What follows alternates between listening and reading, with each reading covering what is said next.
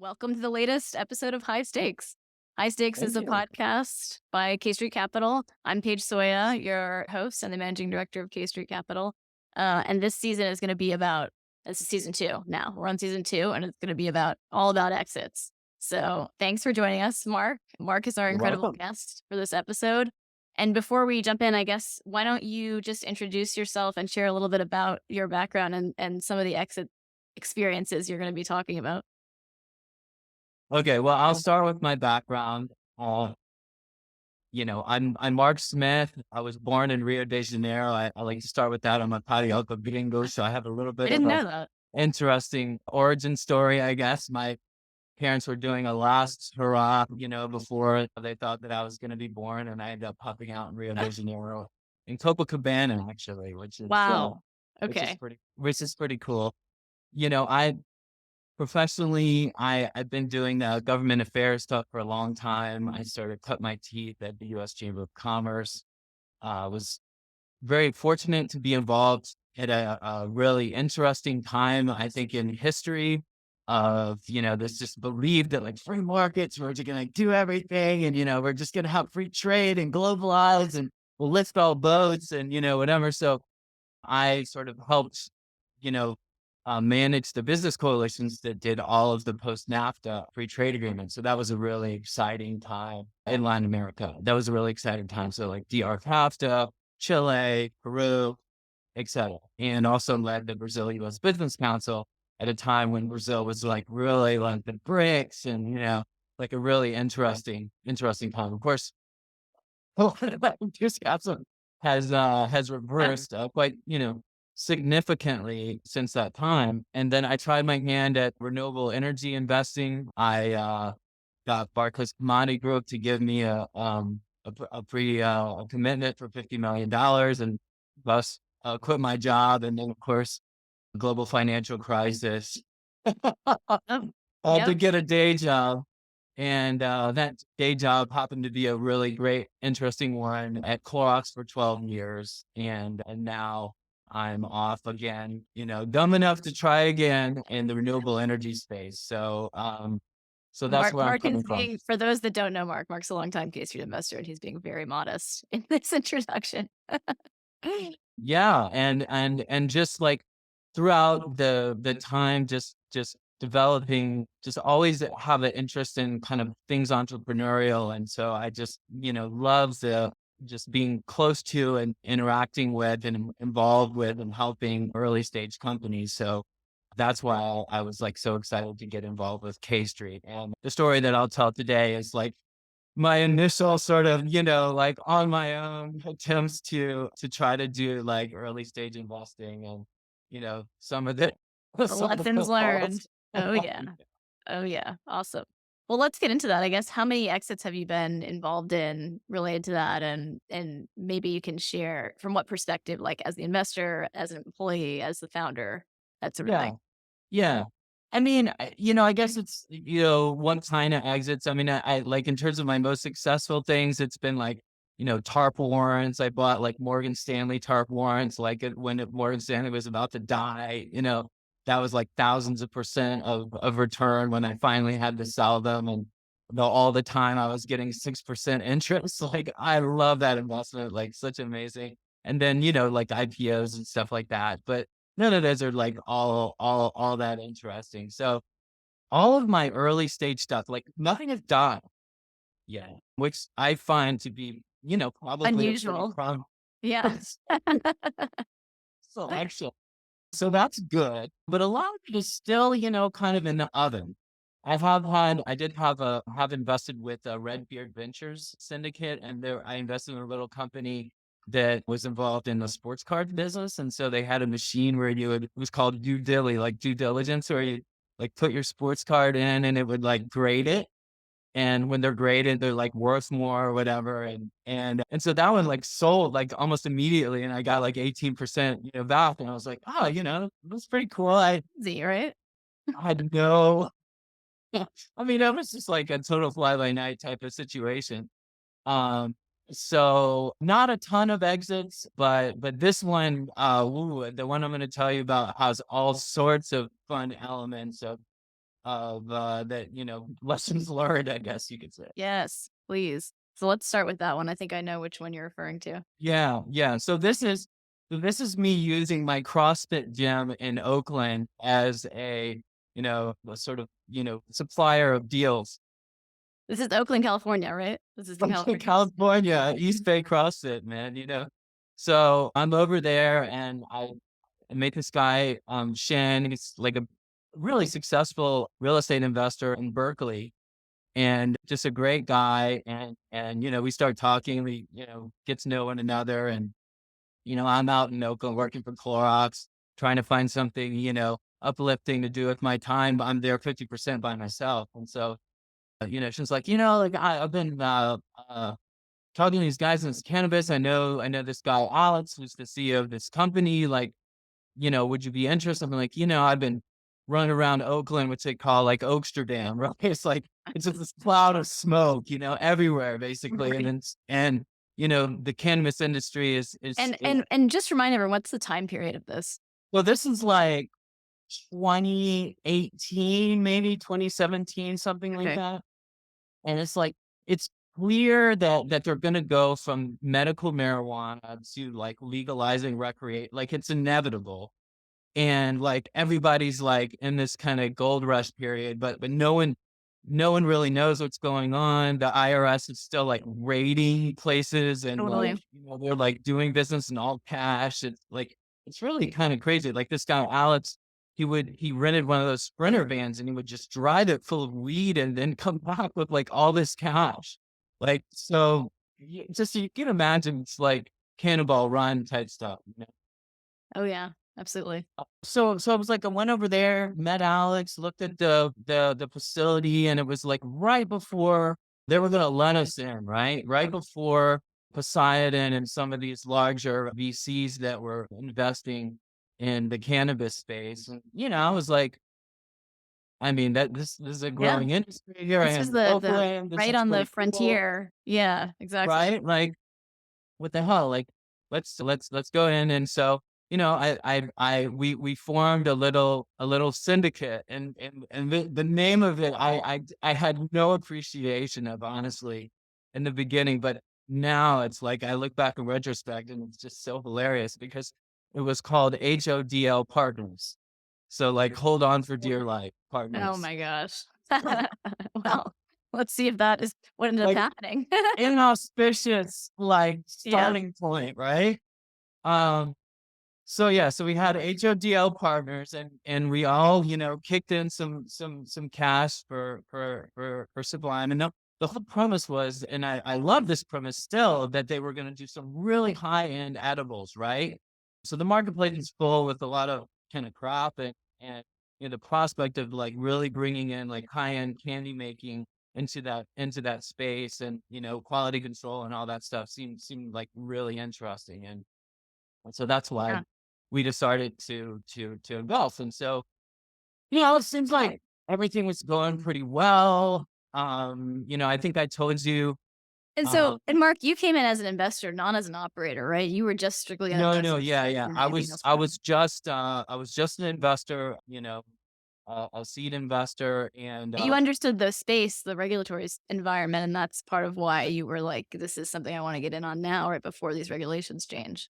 Right. exactly, exactly, yeah. So it was like thinking that there was gonna be this massive, opportunity when, they went from medical to recreational and that a lot of the gray market would come to the legalized market and, you know, a provider that had quality product in the edible space would do super well because there are gonna be a lot of new people coming into cannabis because of legalization. So, that was the thesis. Makes a ton of Sounds really sense, good, right? The right? thesis always makes sense when you put the money in. So, yeah.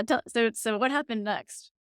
So, it seemed like everything was going really well and, whatever, like, they were like sending us a lot of updates and stuff. And so, I was like, well, I think I told you, me and my buddy came up with this kind of collagen that we ended up like patenting. And I had always had this idea of like putting it together with CBD and doing this product. So I went to to the CEO and was like, "Hey, I'm a seed investor. Like, I'm really interested in developing this product." He was like, "That's awesome. Let's do a letter of intent." And so we were going to develop. And so we went together to Chicago to meet with this guy who was like making the otter pops for Walmart. And he was like, Mm. "I love that idea. Let's do it." And I was like, "Oh, yes, this is so cool. Like, I'll have this, early stage investment. I'm going to be able to finally commercialize this kind of collagen in a really unique way. This is great." And so I went there and met with him a number of times. And like, it was always like, he was like, calling it buying things and it was like this hustle and bustle and whatever. And I was like, oh, like, he's always like super harried and I was like, wow, this is, really electric, startup-y, whatever. Little Yeah. did I know. So it turns out we think everything's fine. I actually ended up investing another time, doubling down, right? And so one day we get this message like Sublime has like is basically like set like 3 days from running out of cash. Of course. Right. Of course. And this is what time period is this? Uh, This is this is probably like it's probably like 2019 maybe. Okay. Yep. Yeah, yeah, and it was like everything was cool, and then it was like Yep. we're out of cash, right? And so I'm like, whoa, what? And like, I'm like, Shannon, what happened to your boy? Like, what are you doing? So it turns out, like, Alex went into Germany and he bought like these $1 million like gummy bear machines, like, and they were like assembling these custom gummy bear machines. Each one was like several millions of dollars. None of them he had not completed. Oh But my he gosh. basically spent all of the cash of the company on like title in all this machinery that never was ever finished or used. This is not looking good.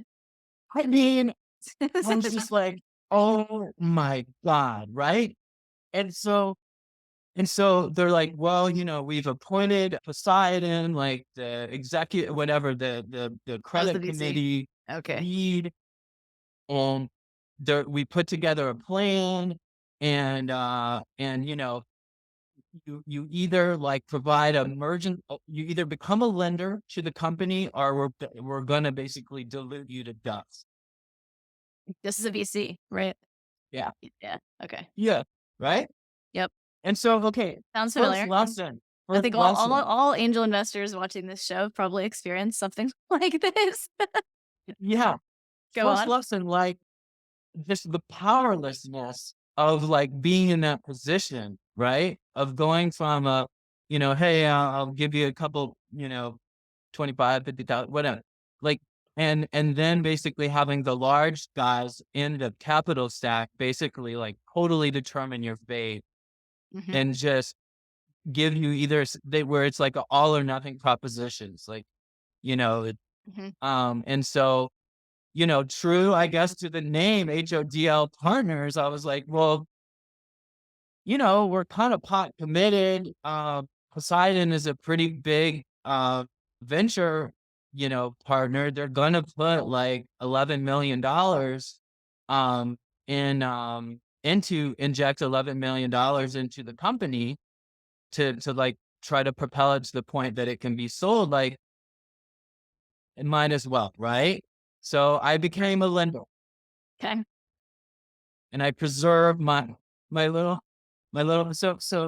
so at that point, HODL Partners had like we had like 0.56% of Sublime. Okay. And so, like Poseidon had 1.5. So we had a Yeah, decent. because you were earlier. Yeah, we were really early. So we were pretty early in the capital stack. And so it was amazing. They literally sent us weekly cash flow um reports. I've never seen. After the VC stepped in? Yeah, I've never Okay. seen anything like it. Like, oh well, they were like monthly targets and all this kind of stuff. I actually got 15% back on the money that I lent. Okay. So and so, All right. I So guess that's something in some part cash. of the exit, right? In cash. And then they magically got acquired by Harborside. Um, Okay. and so I was looking at my emails, and I was like, at the time, I was like, "Well, this is crazy," because they got acquired for $43 million, right? And I was like, "Yes, There you I go. have point." You know what I mean? Like, Right. we've got a third of 0.56% if you ever like, this is great. I'll get a 50% return. Like I held on, And what you time period is know. this now? Now is this like Um this is 2021. okay? So this is over with 3 years probably. Yeah, so it Two, three sells in years. That's a 1.78x revenues, um and a $43.8 million Sublime sells for. And I'm like, okay, like this part term, now. but How like, wonder how is this deal structured? I think maybe right. where we're going. Okay. Yes. So it turns out, like, as I look back, I'm like, well, what percentage was the stock? Well, it was $38.4 million in stock. Okay, so So it's only basically $5 almost million dollars in cash, which I think was basically used to pay back all of the VCs, right? Like, right. in their and Yep. me too, but Yep. and So and that so was paying back the debt that you loaned them. So that was returning your principal, but the rest of it was all equity pretty much. Yep. exactly, exactly, and the other thing that wasn't totally clear at that point was how long we would be locked up. Like, we were literally locked up for, like, there was some sort of earn out period or something like that, but it was a year, A year. and during that year, the harbor side went from, like, $1.6 a share, right? So, like, at the time when they acquired, um, Sublime, I looked because I was like, "This is so weird because Harborside is worth $50 million, and they just acquired Sublime for $43 million. Like, I wonder if they're Maybe gonna a dilute flag. themselves, right?" Right. Right. And then now, right, they've changed their name to State House, and guess what that stock is worth right now? Oh no. It's like .8 cents. Okay. Yeah. So it's are like, I'm sorry, 8 cents. It's like it's been destroyed like the entire rest of the cannabis industry, only.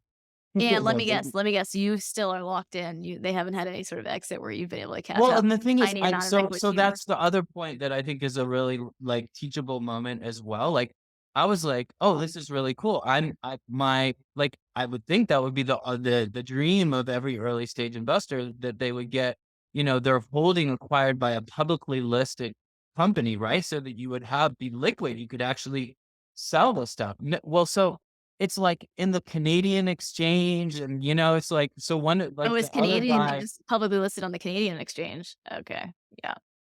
And so it's, like, super illiquid and almost, like, impossible. My partner that has a lot more investment than me and has, like, a long-standing relationship with Charles Schwab, they were like, "Oh, yeah, we'll do you, like, this huge favor to help you sell this." Like, it's like, you know what I mean? And so that's the other part of it, is just, like, even though it seems like, okay, well, I have this great access. I like the publicly listed, thing that this has now become, that I can just sell. And it's like, wait a second, no, what exchange? So it locked you up for a year on the Canadian exchange, and then by the time you were unlocked, the price point was like decimated The whole completely. sector had just Yeah. been devastated, and the stuff was worth a fraction of what it was. So, I mean, it's still worth something. You know what I mean? And I still do believe that, like, a vertically integrated business in California cannabis can do well, like, when you actually get the ability to deduct, expenses from your taxes and stuff like that.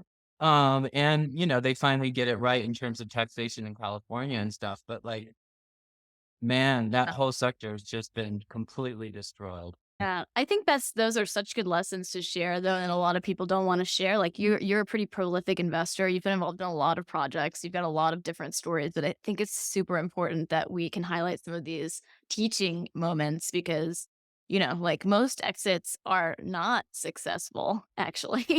Most of them are not, even if you get to that point. And the ones that are the only ones that get talked about, but it's like the more you go through them and the more you learn about them, the more success you can have the next time around and you start looking at things differently, right? You're asking different Yeah, questions. totally. I mean, there's no way to educate yourself like, Like hitting the failure, short end right? of the stick, right? So do you still own shares in the company? I do. I So you do. I never have like know. 76,000 shares.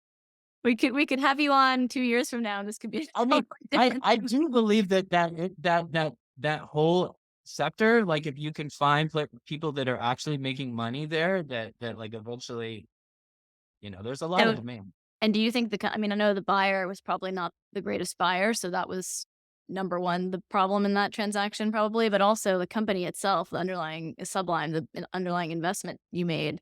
It sounds like they just weren't great stewards or operators, I guess. Yeah, I mean, they did do what, was interesting is that like I invested in the whole thesis that they would be like a really great high-end edibles business, and what ironically what ended up they became the number one in pre-rolls in California, which is no, Yeah, minor thing. I mean, that's the 10th largest economy in the world. yeah, So, they did have some things, but like they just they blew themselves up with their capex and never being able to execute on any of those investments. that's too bad. It seems like they could have. If they'd had Yeah. better financial advice along the way, it could Yeah, and I think the other thing is that like, when you're in an industry, like one day, like, you're like you're just balling people away who want to give you money, and then the next day, like no one's there. And I think that dynamic took place, in the course of that investment too. And when everybody's knocking down your door, you're like, oh, I don't need it right now, and and next thing you know, your runway is gone, right. and it's over. Right. Yeah, it's so important to be capitalized properly because you just don't know what environment you're It's gonna just like be selling in, you know? have the time and just realize that it's gonna be, like, twice as hard and twice as expensive, Yeah, maybe you'll get lucky, but, like, in all likelihood, you'll make several mistakes first, and then iterating from those will actually be the thing that, like, really gets you there. So, exactly. you Yeah. know, it was interesting from that perspective, but, like, I definitely wanna come from a place of, like, total humility and that, like, Love that. I'm still very much in the beginning and still very much Yeah. learning.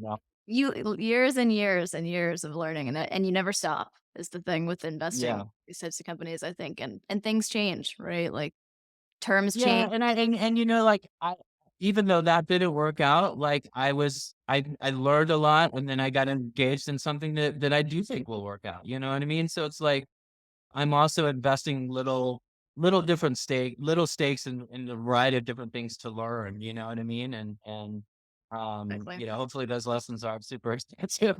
Right, right, right. So one last question for you about this one. Do you have any context or insight on the how they selected the buyer? Was it just a situation where they ran out of runway and they had to sell, and so they were kind of forced to just take what they could get and I not mean, like, I don't wanna make any insinuations, but it did seem a little bit like there was a that, they were the pressed on? folks that brokered this were, you know I think it's a very small industry and that, they knew they kinda knew who the likely buyers were and, Yeah, of there's a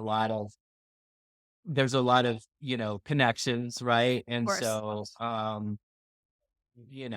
but I mean, they did sell it for $43.6 million. So, I mean, but I think it was the stock element and just like the fact that the whole industry got completely destroyed Right. that really, Exactly. was the downfall. If that hadn't happened, I think it would have been Do you think okay. if they could have negotiated the term, like, knowing that now, obviously you don't know that at the time of the transaction, but had they known at the time of the transaction, maybe they would have negotiated more cash and, Yeah, I mean, and I think that there was a little bit of like, I think they were just happy to get the deal, honestly. You know what I mean? yeah, have a positive And outcome and I avoided. I think I think there was a real, you know, there was a very different power dynamic between so let's say Understood. that way, Yeah, you know? understood. Yeah. Well, I guess I think we're coming up on time here. I wanna see if there's any other burning questions that I should ask you about this particular exit. Do you think at the time of the transaction, the rest of the company was happy? Like, to your point, they're happy to get it done. Do you think the management team and the founders and the other investors were all pretty much aligned that this was the right thing? Well, I mean, the CEO, Alex, Mr. Gummy Bear Machine, like he got, kicked to the, he got fucked. Oh, So he, in that whole process, he got, I mean, he definitely made a mistake. He definitely lost money for everybody, but like the way that they just like discarded of him, like that that was that tough. hurts. You know I what I mean, mean? that's the thing, and the thing about being a founder is you have to get every single thing right. If you get one thing wrong that you don't know which thing it's gonna be that's your downfall, and then if you don't have the right relationships around you, then things like that can happen, That and was really man, that was really tough. So even though he had, like, lost my money and whatever, like, I did feel bad for him because it's like, he did create something of value. yeah, He created something created a that was $43 worth million company. $43 million even though he screwed all sorts of things up, you know what I mean? Oh, And to, like, get nothing out of that, I think at the end is pretty hard. it's tough. Yeah, absolutely. You know? Yeah. Would you say you have any other, like, if you could go back and do that deal differently, but as a seed investor, right? So it's not like you have a lot of Well, sway or power to change the terms at that point when you get a big yeah. VC in there. Is there anything you would have done differently? Yeah, I don't know. I mean, I guess one option would have been like shit, the guy that got me into it, like he didn't lend him money. He just like when they ran out of money, he was like, I'm gone. I'm out. And I do think that like that's a skill that I probably need to do better in developing. I just have I don't know, maybe like I'm too much of an optimist or something. Like like You're a good person. I have a hard time just like cutting things loose. But in that Just in that case, you lent them money. You got all the money back, right? And 15% yeah, of it. no, I So did it's not well. like, I did yeah, well. So I mean, but like, that would have maybe limited my you could have my spent it. You could have invested in something else with that yeah, I mean, the like return, opportunity costs and stuff like that. So right? I don't know. I mean, all of it seemed pretty stacked to like work out, but just kind of the way that it transpired, Yeah.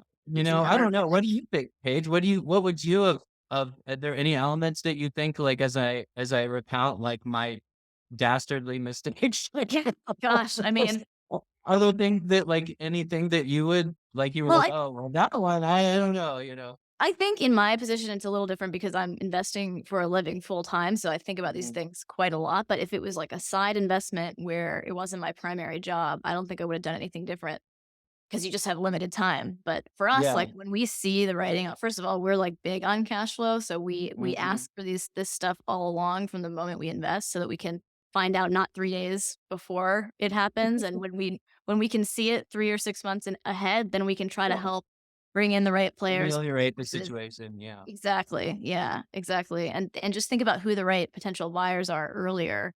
Yeah. Um, So you and don't have to fire sale. exactly. Yeah. Yeah, But if you yeah. don't I know, mean, you don't and know. So there's nothing you could do. Uh, I'm wondering whether like, as seed investors, I think a lot of times you get, like, very poor or very bad visibility into, like, what is actually going down.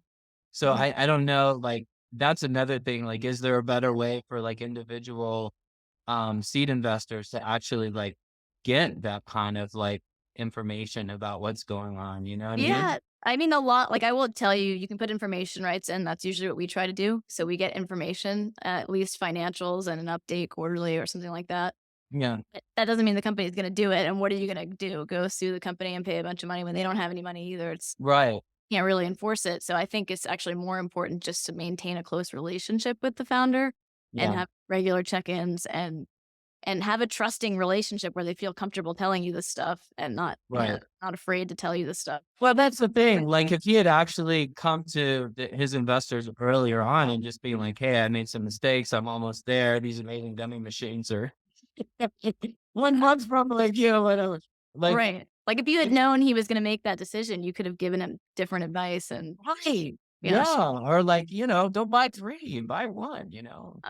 and the last thing I'll say is, like, we at K Street, and I don't remember how long you've been investing with K Street with us. It's been a while, but back in the early days, we were writing much smaller checks, right? And so the smaller your check, the less say you have, the less the Right. founder is Oh, gonna care. definitely, Yep. definitely. And even though we had sort of come together as a syndicate, we were still very small in the overall. Like, I mean, we can't compete with Poseidon or 11,000,000 or these other whatever, guys. yeah, So, exactly. they're really in the catbird seat in terms of driving returns and stuff like that. So, all of that. Yeah, You definitely have to go in with your eyes open on for all of that sure. stuff. Yeah, there's no way to avoid it's inevitable that in some cases that's gonna happen, and there's no way as a investor you can control it 100% of the time. You can just try to be as engaged and helpful as you have time to, right? As you have time to be. Yeah, Um, yeah, yeah. so yeah, but this was great, Mark. Thank you so much for sharing all of this. Okay, yeah, I hope it was Good thing. helpful. Like, sometimes it's more interesting to hear about the failures than the successes. Absolutely is. Yeah, I'm so glad you were willing to talk about this one. So it's super cool. All Um, right. Well, thank you for awesome. the opportunity. Thanks for being on, and that's a wrap. Okay, take care.